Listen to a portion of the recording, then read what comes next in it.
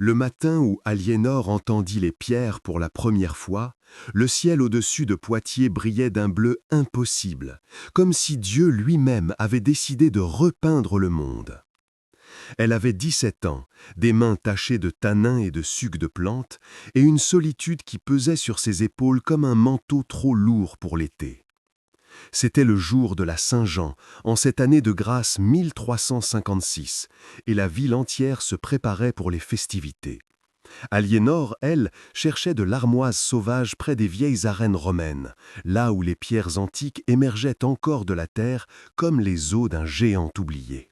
« Tu passes trop de temps avec les morts », lui disait souvent Guillaume, l'apprenti forgeron qui était son seul véritable ami. Mais Guillaume ne comprenait pas. Les morts, au moins, ne la jugeaient pas. Il ne chuchotait pas sur son passage que sa mère avait été une traînée, que son père était probablement le diable en personne, que ses yeux trop clairs et ses cheveux trop roux portaient la marque de quelque chose d'autre, quelque chose de dangereux. Elle s'agenouilla près d'un pan de mur effondré, ses doigts cherchant les tiges argentées de l'armoise entre les herbes folles. C'est alors qu'elle l'entendit. Pas avec ses oreilles, non. Avec quelque chose de plus profond, quelque chose qu'elle n'avait pas de nom pour décrire. « Fille de la lignée, fille du sang ancien, tu es revenue. » Aliénor se redressa si brusquement qu'elle se cogna la tête contre une pierre en saillie. La douleur était vive, réelle, mais la voix était impossible. Elle regarda autour d'elle, personne. Seulement les ruines, les herbes hautes qui ondulaient dans la brise, et au loin, les tours de la cathédrale Saint-Pierre qui perçaient le ciel comme des lances de pierre. Qui est là? Sa propre voix lui sembla étrangère, trop forte dans le silence de midi. Nous sommes ici, nous avons toujours ici, depuis que les Romains ont posé la première pierre. Depuis que Mélusine a pleuré sur ces terres et que son sang s'est mêlé à la terre. Nous attendions que tu viennes. C'est impossible, murmura-t-elle. Mais même en prononçant ces mots, elle savait qu'ils étaient faux. Toute sa vie, elle avait senti quelque chose, une présence juste à la limite de sa perception, comme une chanson qu'on n'entend pas vraiment, mais qu'on sent vibrer dans ses os. Elle tendit la main et toucha la pierre, cette pierre romaine usée par 15 siècles de pluie et de vent. Et soudain, elle ne fut plus seule dans sa tête. Des images la submergèrent, des soldats en armure romaine marchant en rang serré, des bâtisseurs celtes avant eux, disposant des pierres selon des motifs qu'ils disaient sacrés. Et avant, encore avant, une femme aux cheveux couleur de feu qui pleurait près d'une source, et ses larmes creusaient la terre et s'enfonçaient profondément, si profondément qu'elles touchaient le cœur même de la pierre. « Mélusine, chuchotèrent les pierres, notre mère, ton ancêtre. »« Non, dit Aliénor à voix haute, retirant sa main comme si la pierre l'avait brûlée. Non, c'est la folie, j'ai trop longtemps été au soleil. » Mais elle savait, au plus profond d'elle-même, là où les mensonges ne peuvent pas survivre, elle savait que c'était la vérité. Elle ramassa son panier à moitié rempli et courut, comme si tous les démons de l'enfer la poursuivaient, jusqu'à ce qu'elle atteigne les rues étroites de la ville basse, où les maisons se pressaient les unes contre les autres comme des conspiratrices, où les gens et le bruit et l'odeur de vie pouvaient peut-être noyer cette voix impossible qui résonnait encore dans sa tête. Frère Mathieu la trouva assise sur les marches de l'église Saint-Hilaire, le visage dans les mains, son panier renversé à ses pieds, les herbes éparpillées comme des offrandes païennes. « Mon enfant, dit-il doucement, de cette voix qu'il utilisait pour les mourants et les désespérés, qu'est-ce que te trouble ainsi ?» Aliénor leva les yeux vers le vieux moine franciscain. Il avait connu sa mère, l'avait confessé dans ses derniers jours. Si quelqu'un en ville ne la jugeait pas, c'était bien lui. « Frère Mathieu », commença-t-elle, puis s'arrêta. Comment pouvait-elle lui dire? Comment pouvait-elle dire à un homme de Dieu qu'elle entendait des pierres lui parler, qu'elle prétendait qu'elle descendait d'une créature de légende, mi-femme, mi-serpent? « J'ai peur, dit-elle finalement. et c'était la vérité la plus simple qu'elle pouvait offrir. Le moine s'assit à côté d'elle, ses vieilles articulations craquant de protestation. Peur de quoi, mon enfant? De devenir folle, comme ils disent que ma mère l'était. Frère Mathieu fut silencieux un long moment, puis il dit, d'une voix si basse qu'elle dut se pencher pour l'entendre. Ta mère n'était pas folle, elle était ailleurs. Elle voyait des choses que nous ne voyons pas, entendait des choses que nous n'entendons pas. Aliénor sentit son cœur s'arrêter. Vous le saviez? Je le suspectais.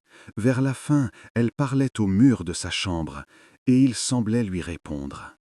Il tourna son visage ridé vers elle, et ses yeux étaient d'une bonté qui lui fit monter les larmes.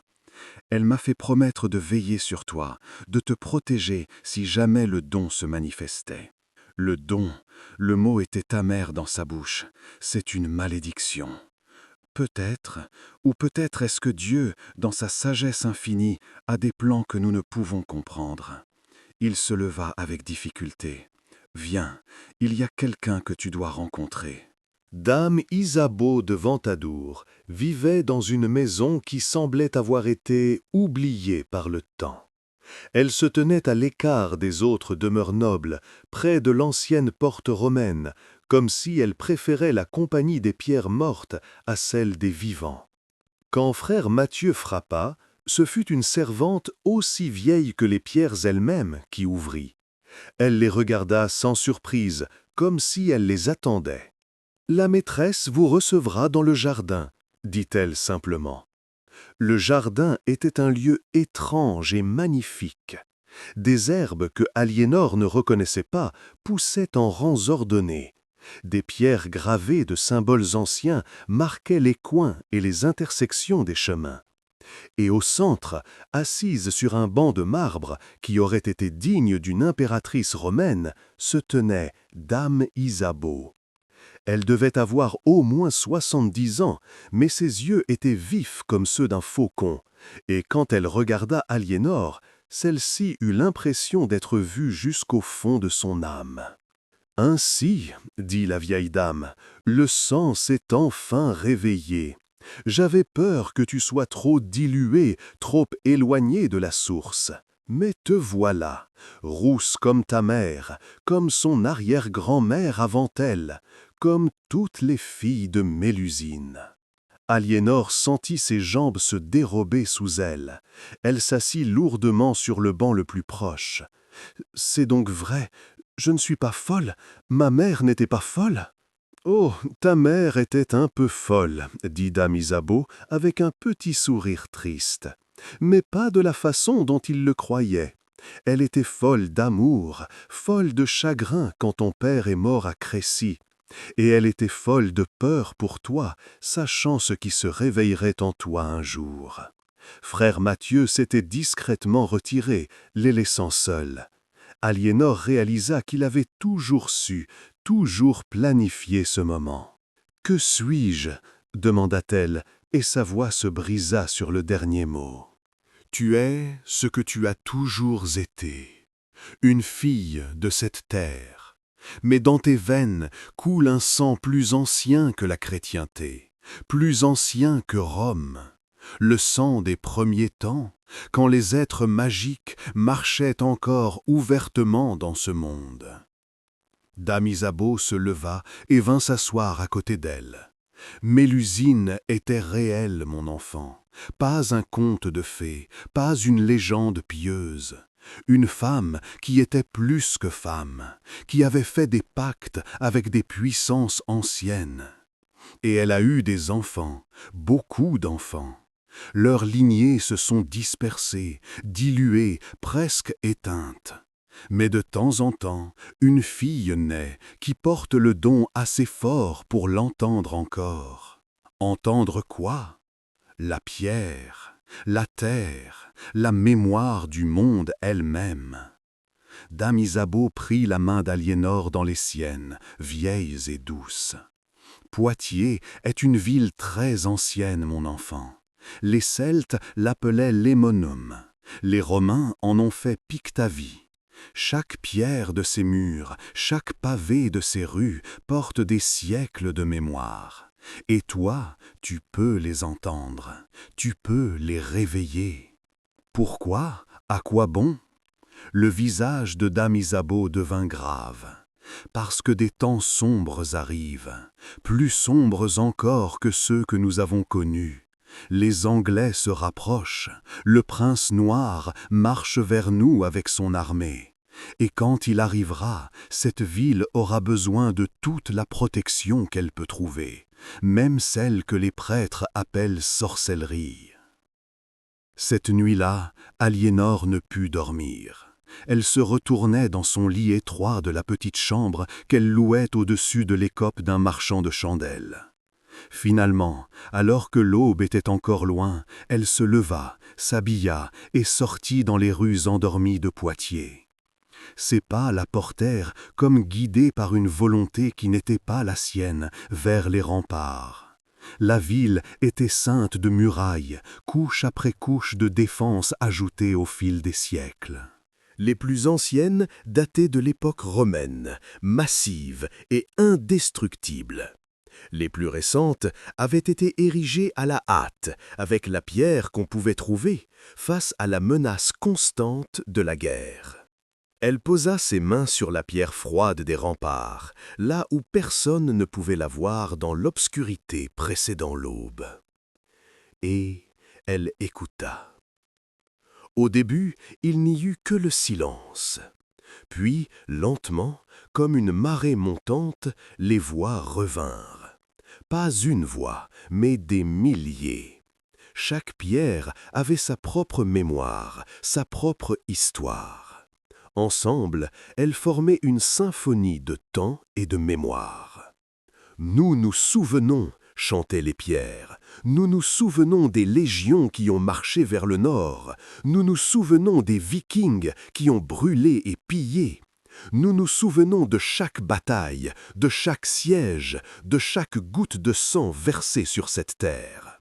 Nous nous souvenons de Mélusine qui nous a bénis, qui a lié sa magie dans nos fondations pour que cette ville tienne quand toutes les autres tomberaient. Comment ? Murmura Aliénor. Comment puis-je accéder à cette magie? En nous donnant ce que Mélusine nous a donné, du sang, de la volonté, de l'amour pour cette terre et ses gens, le prix est toujours le même. Celui qui réveille les pierres se lie à elles, pour toujours. Un frisson la parcourut. Qu'est-ce que cela signifie, pour toujours? Mais les pierres n'en dirent pas plus. Elles s'étaient refermées, leur chanson s'était tue, et Aliénor fut de nouveau seule avec le vent qui commençait à se lever, et le premier chant d'un coq au loin. Les jours suivants passèrent dans un brouillard étrange. Aliénor continuait sa vie habituelle, vendant ses herbes au marché, préparant des remèdes simples pour ceux qui ne pouvaient se payer un vrai médecin. Mais tout semblait différent maintenant. Elle ne pouvait plus toucher un mur sans entendre son murmure. Ne pouvait plus marcher dans les rues sans sentir le poids de l'histoire sous ses pieds. Guillaume remarqua le changement en elle. « Tu es encore plus étrange que d'habitude, » lui dit-il un après-midi alors qu'il partageait un bout de pain et du fromage près de la forge où il travaillait. C'était un garçon solide, brun, avec des mains calleuses et un sourire qui avait toujours le don de la faire sentir moins seule. Quelque chose s'est passé. Aliénor hésita. Elle ne pouvait lui dire la vérité. Qui la croirait? Qui ne la dénoncerait pas comme sorcière? « Je me fais du souci, dit-elle finalement, pour la guerre, pour ce qui va arriver. » Guillaume hocha la tête gravement. « Nous le faisons tous. On dit que le prince noir a déjà pris plusieurs villes au sud. Le roi Jean rassemble une armée pour le stopper, mais il haussa les épaules. Qui sait si ce sera suffisant? Et si Poitiers tombe? Alors nous combattrons. » Il dit cela simplement, comme si c'était l'évidence même. Que pouvons-nous faire d'autre? Aliénor regarda son ami. ce garçon qui deviendrait bientôt un homme s'il survivait à ce qui venait. Elle se demanda s'il serait assez fou pour se battre pour elle s'il savait ce qu'elle était vraiment. « Guillaume, dit-elle impulsivement, si je te disais quelque chose de fou, d'impossible, me croirais-tu » Il la regarda avec ses yeux bruns et honnêtes qu'elle connaissait depuis l'enfance. « J'ai toujours cru en toi, Aliénor, même quand tu disais que tu pouvais sentir l'humeur des plantes, même quand tu savais exactement où trouver les herbes qu'on ne trouve jamais. » Il sourit. « Tu es étrange, mais tu es mon ami. Alors oui, je te croirai. » Elle faillit tout lui dire. Les mots étaient là, sur le bout de sa langue. Mais à ce moment précis, une agitation s'éleva dans la rue. Des gens couraient, criant. De la fumée s'élevait quelque part, épaisse et noire. « Le feu !» Crie quelqu'un. Le feu à la halle au blé. Guillaume bondit sur ses pieds, laissant tomber son pain. « Reste ici !» cria-t-il à Aliénor avant de courir vers la fumée. Mais Aliénor ne pouvait pas rester. Elle le suivit, son cœur battant la chamade, alors que la fumée devenait de plus en plus épaisse et que les cris devenaient de plus en plus désespérés. La halle au blé était un grand bâtiment de bois et de pierre près du centre de la ville. Elle contenait les réserves de grains pour tout l'hiver à venir. Si elle brûlait, des centaines de personnes mourraient de faim avant le printemps. Les flammes étaient déjà hautes, léchant le ciel avec des langues orange et rouge. Les hommes formaient des chaînes, passant des seaux d'eau, mais c'était inutile. Le feu était trop fort, trop rapide. Aliénor se fraya un chemin à travers la foule jusqu'à ce qu'elle soit assez proche pour sentir la chaleur brûlante sur son visage. Elle vit Guillaume avec les autres hommes, essayant désespérément de sauver au moins quelques sacs de grains. Et elle vit autre chose. Les flammes ne se comportaient pas normalement. Elles se déplaçaient contre le vent, s'enroulant autour des supports de pierre, comme si elles étaient vivantes, comme si elles cherchaient à détruire spécifiquement les fondations. Ce n'était pas un accident, c'était quelque chose d'autre, quelque chose de magique. Sans réfléchir, Aliénor s'agenouilla et posa ses mains sur les pavés de la rue. « S'il vous plaît, murmura-t-elle aux pierres, aidez-nous. » « Le prix, répondirent les pierres. Je paierai ce qu'il faut, plus tard, mais maintenant, je vous en prie, aidez-nous. » Elle sentit quelque chose se déplacer en elle, comme si une porte s'ouvrait. Du pouvoir afflua à travers elle, si intense que cela faisait mal, comme si son sang était devenu de la lumière liquide. Elle le dirigea vers les pierres de la halle, vers les fondations, et elle leur ordonna de se souvenir. « Souvenez-vous de l'eau. Souvenez-vous de la pluie qui vous a lavé pendant des siècles. Souvenez-vous de la fraîcheur, du froid. Souvenez-vous et réveillez-vous. » Pendant un long moment, rien ne se passa. Puis, de nulle part et de partout à la fois, de l'eau commença à suinter des pierres elles-mêmes. Pas un jet, mais un flux constant, froid comme la glace, qui s'écoula sur le bois en feu, le trempa, l'éteignit. Les flammes sifflèrent et moururent. En quelques minutes, le feu était éteint. La foule resta silencieuse, trop choquée pour parler. Puis quelqu'un cria « Un miracle! Dieu nous a envoyé un miracle !» D'autres reprirent le cri, remerciant la Vierge, remerciant les saints. Personne ne remarqua la jeune fille rousse agenouillée dans la rue, tremblant de la tête aux pieds, du sang coulant de son nez. Personne, sauf une paire d'yeux. Des yeux noirs et froids, dans le visage d'un homme vêtu de la robe d'un dominicain. L'inquisiteur Renaud était arrivé à Poitiers. Dame Isabeau la gifla. Ce n'était pas une gifle forte, mais elle était inattendue, et les larmes jaillirent des yeux d'Aliénor plus par surprise que par douleur. « Tu es une idiote !» siffla la vieille dame. Elles étaient dans le jardin secret, la porte verrouillée, mais même ainsi, Dame Isabeau parlait à voix basse. Une idiote imprudente! Utiliser le pouvoir en plein jour, devant des centaines de témoins, As-tu perdu l'esprit? Des gens allaient mourir. Et maintenant, tu vas mourir si tu n'es pas prudente. » Dame Isabeau se laissa tomber sur son banc, soudain semblant tous ses âges. « Il y a un inquisiteur en ville, mon enfant, tu le savais ?» Aliénor secoua la tête, le cœur serré. « Renaud de Chartres, l'un des plus zélés. Il est ici parce qu'il y a eu des rumeurs, des histoires de femmes qui parlent aux pierres, de guérisons inexplicables, de choses qui ne devraient pas être possibles. » Elle regarda Aliénor durement. « Ta mère a attiré son attention avant de mourir. Il n'a jamais pu la prouver sorcière, mais il n'a jamais oublié. Et maintenant, te voilà, faisant exactement ce qui lui donnera les preuves qu'il cherche. Que dois-je faire? Te cacher, rester silencieuse, ne plus jamais utiliser le don en public. » Dame Isabeau soupira. « Mais je sais que tu ne le feras pas. Je vois la détermination dans tes yeux. Tu sens que tu as un but maintenant, n'est-ce pas? Les pierres t'ont appelé, et tu ne peux plus faire comme si tu ne les entendais pas. » C'était vrai.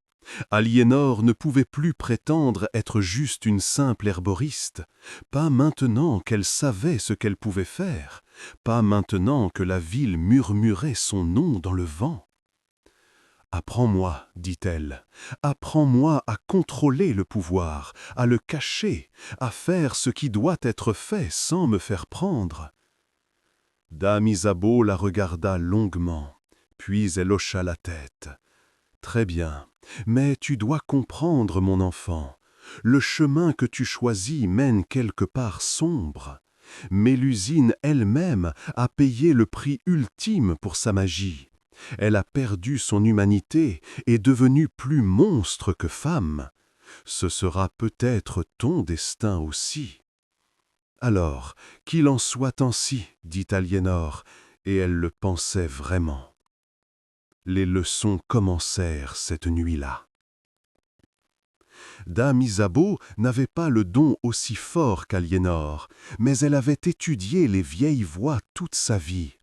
Elle savait des choses, des secrets transmis de mère en fille depuis des générations perdues dans la brume du temps.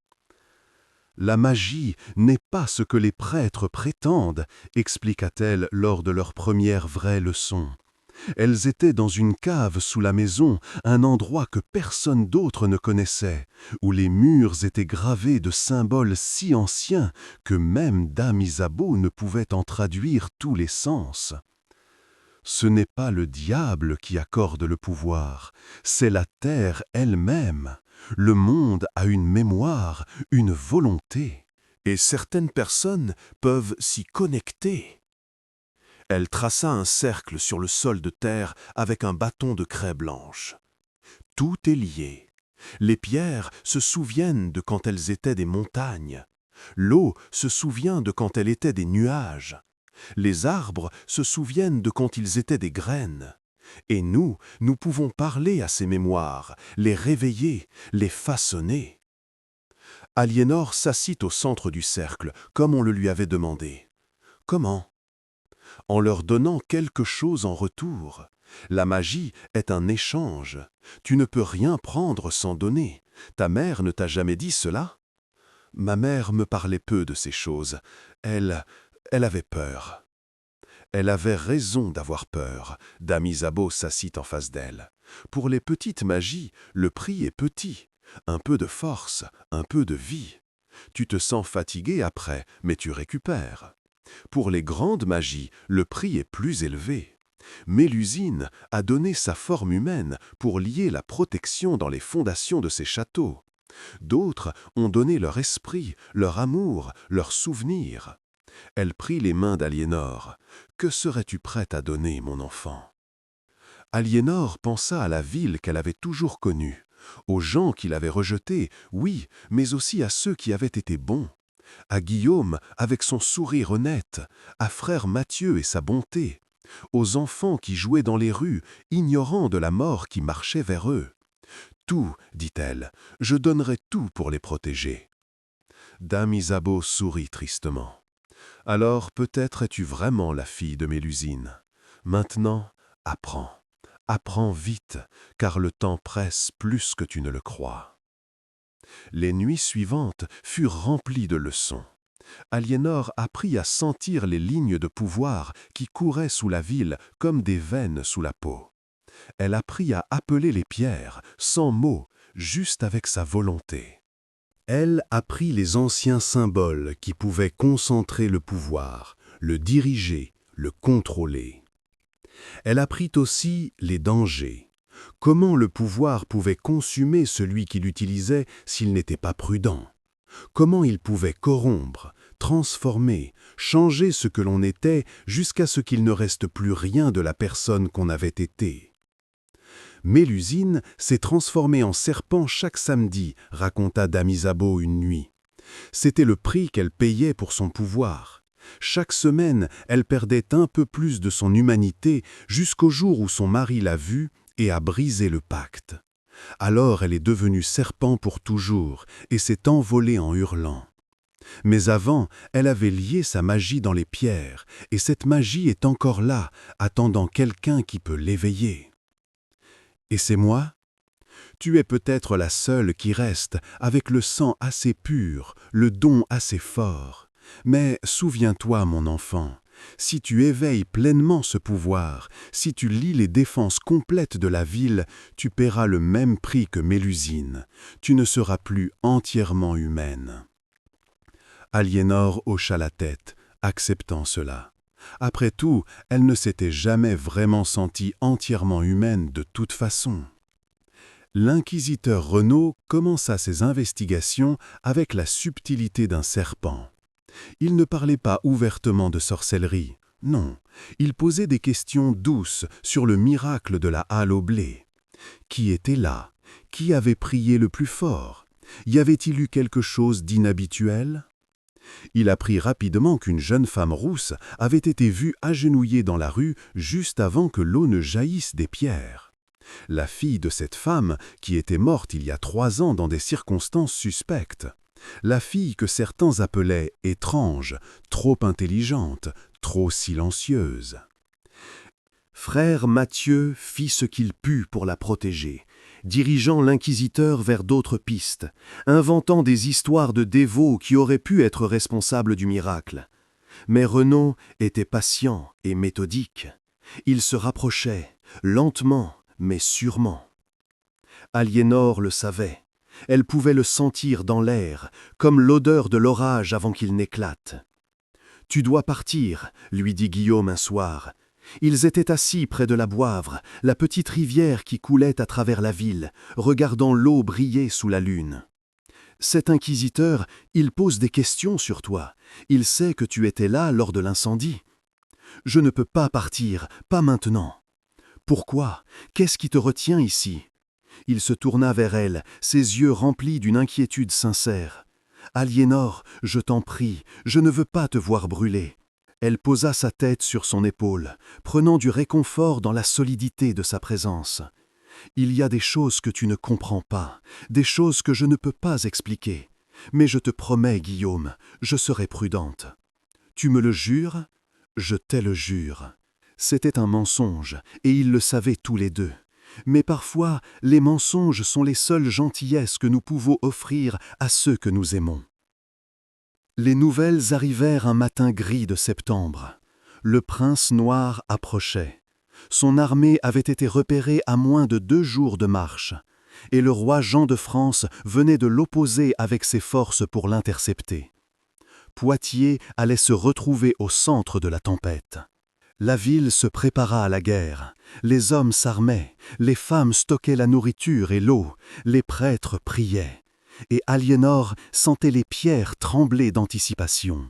« Bientôt, chuchotait-elle, bientôt tu devras choisir, nous défendre ou nous laisser tomber, payer le prix ou voir tous ceux que tu aimes mourir. » « Pas encore, murmurait-elle en retour.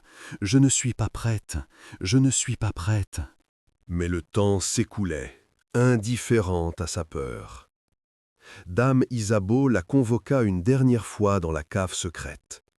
La vieille dame semblait plus fragile que jamais, comme si elle s'était consumée de l'intérieur. « Il est temps de te dire la vérité complète, dit-elle.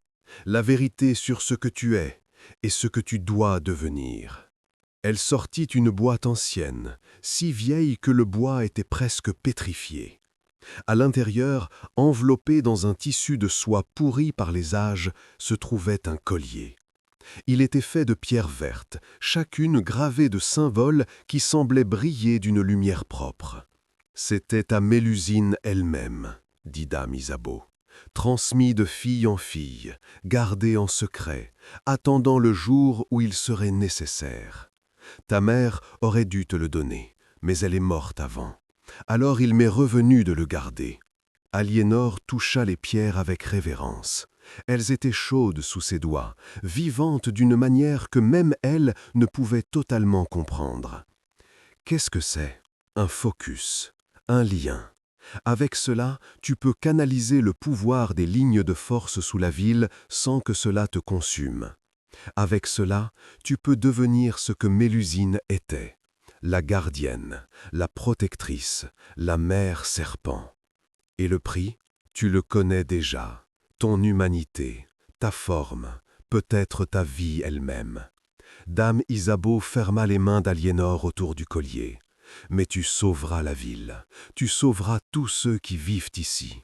C'est le choix que Mélusine a fait, c'est le choix que tu devras faire bientôt.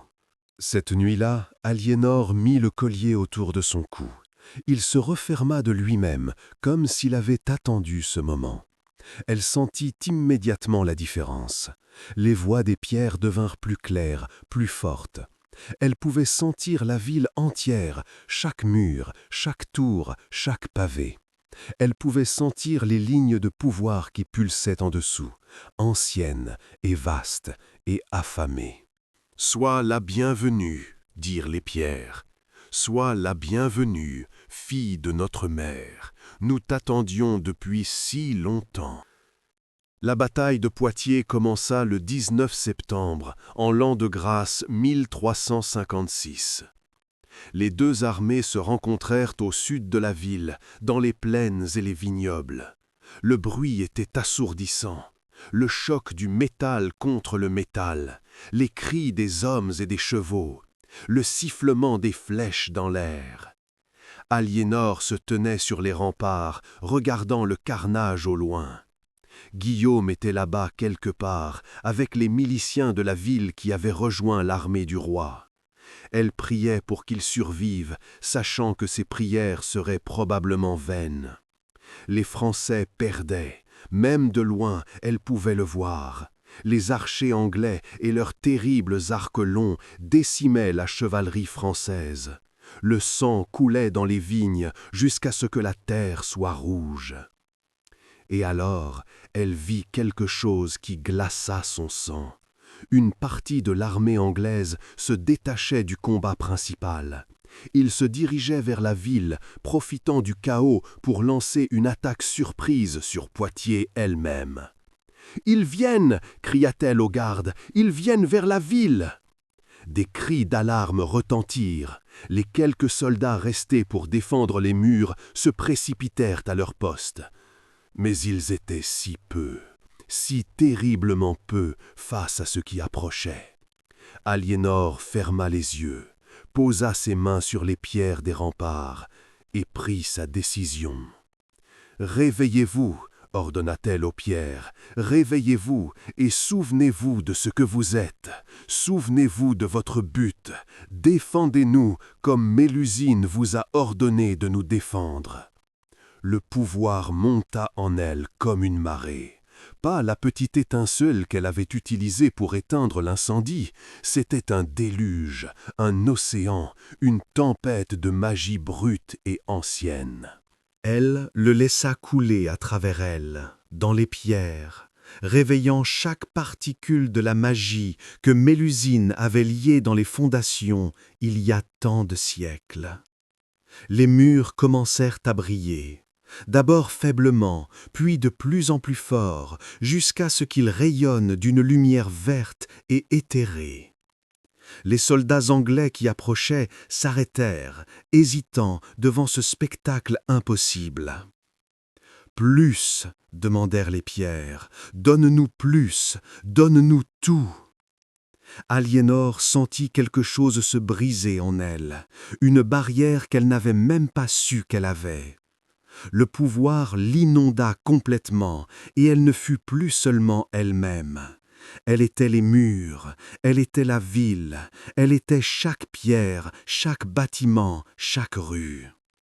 Et elle sentit l'ennemi qui approchait comme une douleur dans ses propres os. « Non !» dit-elle avec la voix de la terre elle-même, « vous ne passerez pas. » Les pierres obéirent. Le sol devant les murs se souleva, créant un fossé instantané. Des pierres jaillirent de terre comme des lances, formant une barrière hérissée. L'eau de la Boivre déborda, inondant les approches, transformant le terrain en bourbier. Les Anglais reculèrent, terrifiés devant cette sorcellerie manifeste. Certains criaient que c'était le diable, d'autres que c'était Dieu lui-même qui défendait la ville. Mais tous fuyaient, refusant d'affronter une telle magie. Aliénor sourit, triomphante. Puis elle regarda ses mains et vit qu'elle n'était plus tout à fait humaine. Sa peau était devenue dure, écailleuse, verte comme les pierres du collier, verte comme les murs qu'elle avait animés. Le prix commençait à être payé. Quand elle revint à elle, elle était dans les bras de frère Mathieu. Il l'avait portée loin des remparts, dans une petite chapelle où personne ne viendrait. Ses yeux étaient remplis de larmes. « Mon enfant !» murmurait-il. « Oh, mon pauvre enfant, qu'as-tu fait ?» Aliénor essaya de parler, mais sa gorge était sèche comme la pierre. Finalement, elle croassa. « Sauvé, j'ai sauvé la ville. Oui, et il t'appelle sorcière. L'inquisiteur rassemble un tribunal même maintenant. Il a des témoins, il a des preuves. » Le vieux moine la serrait contre lui comme un enfant. « Tu dois fuir cette nuit. Je connais des routes secrètes, des gens qui peuvent te cacher. » Non. Aliénor se redressa difficilement. Ses membres lui semblaient étranges, trop lourds, pas tout à fait sous son contrôle. « Ce n'est pas fini. La bataille continue. Ils auront encore besoin de moi. Ils te tueront, peut-être. » Elle regarda ses mains transformées. « Ou peut-être suis-je déjà morte. Peut-être que ce qui se tient ici n'est déjà plus vraiment Aliénor. » Frère Mathieu la gifla, pas fort, mais assez pour attirer son attention. « Tu es Aliénor, fille d'Anne, enfant de Dieu. Peu importe ce que tu deviens à l'extérieur, ton âme est toujours la tienne. Souviens-t'en. » Elle hocha la tête, reconnaissante pour l'ancrage qu'il lui offrait. « Alors je ferai ce que je dois en tant qu'Aliénor. Je protégerai cette ville et ses gens jusqu'au bout. » La bataille faisait rage pendant 3 jours d'horreur et de mort. Les Français furent finalement vaincus. Le roi Jean lui-même fut capturé. Mais Poitiers tint, Poitiers survécut. Et chaque nuit, Aliénor revenait au mur, puisant dans le pouvoir, renforçant les défenses, repoussant ceux qui essayaient de profiter du chaos pour prendre la ville. Et chaque nuit, elle devenait un peu moins humaine. Ses jambes se fusionnèrent en une queue serpentine. Sa peau devint entièrement couverte d'écailles. Ses yeux prirent une lueur verte qui ne s'éteignait jamais. Elle était Mélusine réincarnée, la mère serpent, la gardienne. Guillaume la trouva dans la cave de Dame Isabeau le 4e jour. Il était blessé, bandé grossièrement, mais vivant. Quand il la vit, il ne recula pas. Il ne cria pas. Il s'agenouilla simplement et prit sa main transformée dans la sienne. « Je savais, dit-il doucement, d'une certaine manière, je l'ai toujours su, que tu étais différente, spéciale. » Il embrassa sa main écailleuse. « Et je t'aime toujours, peu importe ce que tu es devenu. » Les larmes coulèrent sur les joues d'Aliénor, mais elles n'étaient plus de l'eau, elles étaient de la pierre liquide qui se solidifiait en touchant le sol. « Tu ne peux pas m'aimer, murmura-t-elle. Regarde-moi, je suis un monstre. Tu es mon amie. Tu es celle qui a sauvé cette ville. Tu es... » Il chercha les mots. « Tu es Aliénor, et c'est suffisant. » Dame Isabeau entra dans la cave à ce moment, s'appuyant lourdement sur sa canne. Elle regarda Aliénor avec tristesse, mais sans surprise. « Le temps est venu, dit-elle. L'inquisiteur vient. Il a convaincu assez de gens. Ils viennent pour te brûler. »« Laissez-les venir, dit Aliénor. Sa voix était différente maintenant, résonnante, comme si plusieurs voix parlaient en harmonie. « Je ne fuirai pas. »« Tu n'as pas à mourir, dit Guillaume avec désespoir. Nous pouvons te cacher, te faire sortir de la ville. »« Et abandonner ma ville ?» Aliénor secoua la tête. « Non, j'ai payé le prix. J'ai accepté cette transformation. Maintenant, je dois aller jusqu'au bout. » Ils virent pour elle au coucher du soleil. Une foule menée par l'inquisiteur Renaud, portant des torches et des croix et de la haine dans leur cœur. Ils défoncèrent la porte de Dame Isabeau et pénétrèrent dans la cave. Ce qu'ils virent les figea sur place. Aliénor se tenait au centre d'un cercle de pierres brillantes. Elle n'était plus du tout humaine maintenant. Son corps était celui d'un immense serpent, couvert d'écailles vertes qui brillaient comme des émeraudes. Seul son visage restait reconnaissable, et même celui-ci était devenu éthéré, presque transparent. « Sorcière !» cria l'inquisiteur, brandissant sa croix. « Démon, au nom de Dieu, je te bannis !» Aliénor rit, et le son fit trembler les fondations de la maison. « Bannir ? Pauvre fou, je suis cette ville maintenant. Je suis dans chaque pierre, chaque mur. Je suis les fondations et les tours. Comment bannis-tu la ville elle-même » Elle se tourna vers la foule, voyant leur peur, leur dégoût. Et elle vit aussi Guillaume, se tenant à l'arrière, les larmes coulant sur son visage. « Je vous ai sauvé, dit-elle doucement. Quand les ennemis venaient, quand personne d'autre ne le pouvait, je me suis levé. J'ai payé le prix que vous n'osiez pas payer. Et maintenant, vous voulez me détruire pour cela ? Tu as utilisé la magie noire, accusa Renaud. Tu as pactisé avec le diable.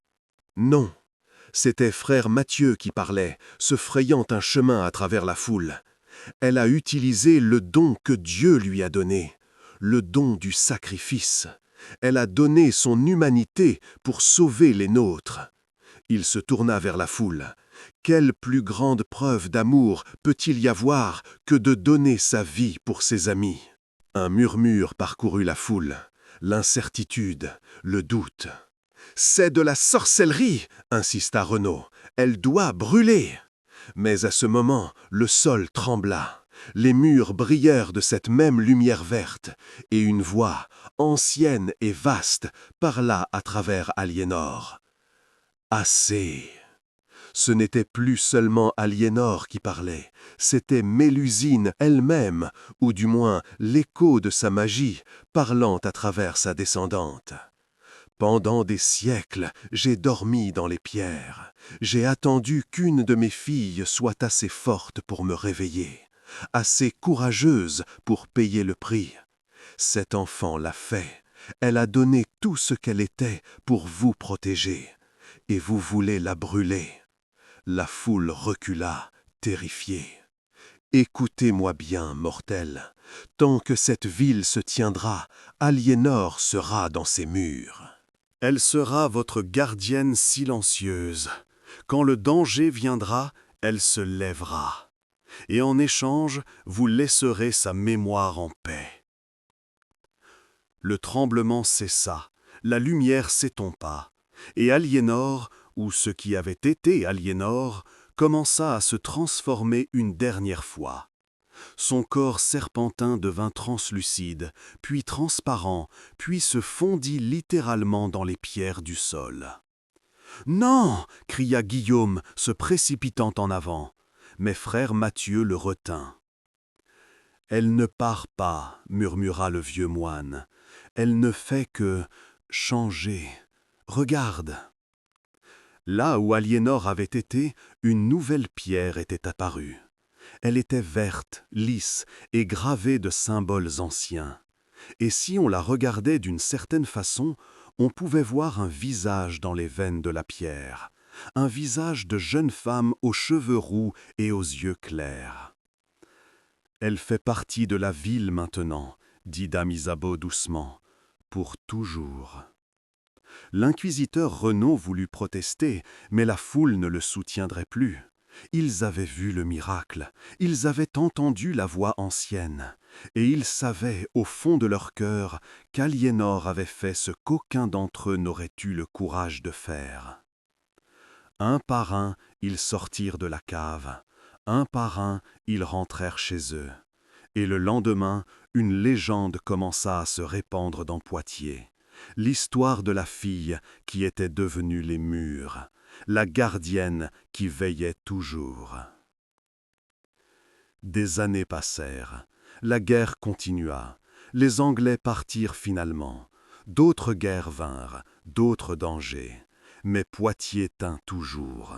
Ses murs ne tombèrent jamais, et ceux qui vivaient là apprirent à écouter les pierres, car parfois, si on était très silencieux, on pouvait entendre une voix douce qui chantait dans le vent.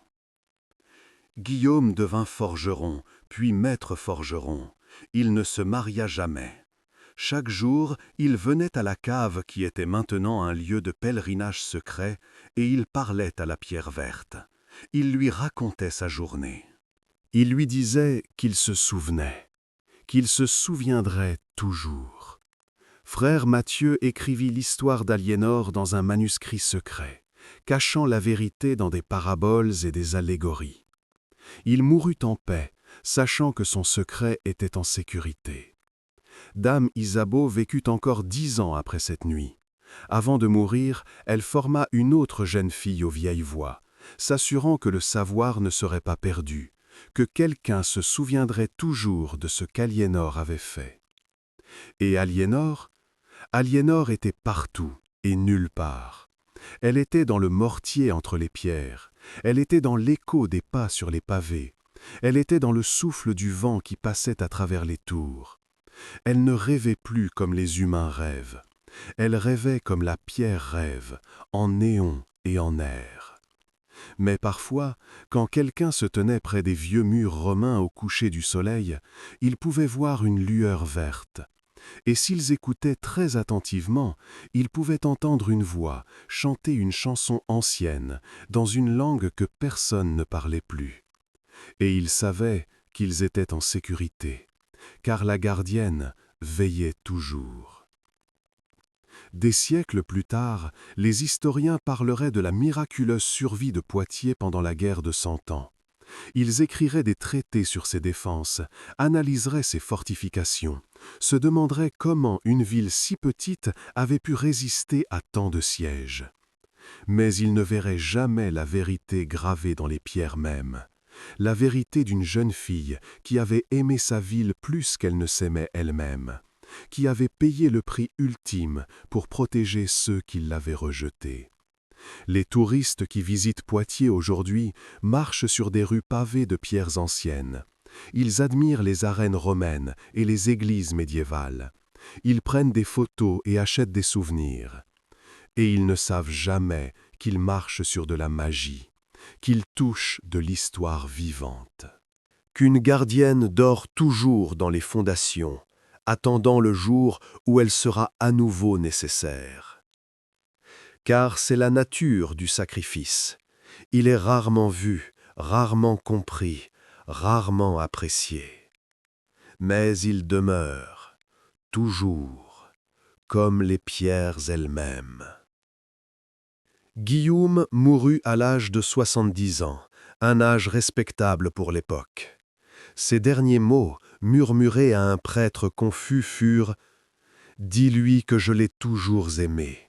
Dis-lui que je viendrai bientôt. » Cette nuit-là, si quelqu'un avait été dans la vieille cave où reposait la pierre verte, Ils auraient pu voir quelque chose d'étrange. La pierre brilla plus fort qu'elle ne l'avait fait depuis des années. Et si on écoutait très attentivement, on aurait pu entendre quelque chose comme un sanglot. Même les pierres peuvent pleurer, semble-t-il. Même les gardiennes peuvent ressentir la perte. Mais elles endurent, parce que c'est leur nature, parce que c'est leur serment, parce que c'est l'amour. Et ainsi se termine l'histoire d'Aliénor de Poitiers, la fille qui entendait les pierres chanter. L'histoire d'un sacrifice que personne ne demanda, mais dont tous profitèrent. L'histoire d'une magie plus ancienne que le christianisme, plus profonde que la foi, plus forte que la mort. Elle dort encore dans les murs de Poitiers, attendant, veillant, aimant sa ville pour l'éternité. Et si vous visitez un jour cette belle cité médiévale, prenez un moment, posez votre main sur un vieux mur, fermez les yeux, écoutez. Peut-être, juste peut-être, entendrez-vous son chant, le chant éternel de la gardienne, le dernier écho de Mélusine, la voix des pierres de Poitiers.